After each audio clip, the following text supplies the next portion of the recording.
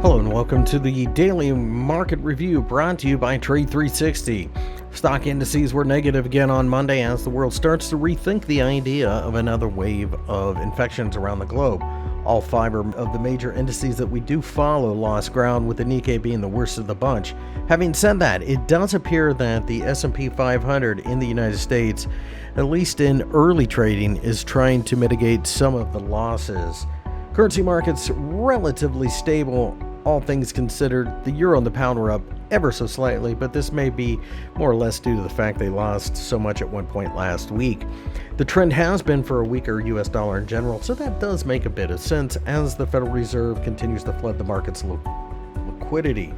That being said, the dollar did gain a bit against the yen and the Aussie, but ever so slightly. Commodities were negative during the session as well, but seemed to be trying to pare losses. The U.S. was by far the most productive and positive time of the day for traders as Brent and platinum markets found a bit of a bounce from the open. The gold and silver markets both fell, perhaps in more of a risk-on move. Copper market did seem to be the worst of the bunch for the day, lagging everything else. That concludes our review of the trading session. See you next time. Don't forget to subscribe to the channel for more news.